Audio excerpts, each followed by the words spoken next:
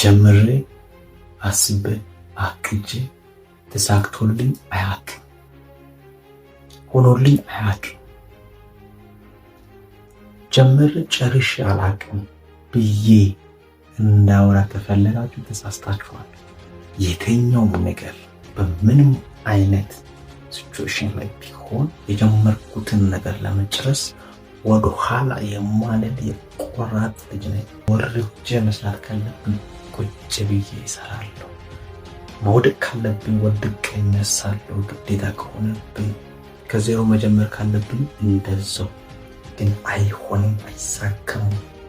ነገ ጥሩ ቀን ወይ ነገ ብሩህ ቀን አላይም ብዬ ለቦታችን ለጥላትም አላወራም።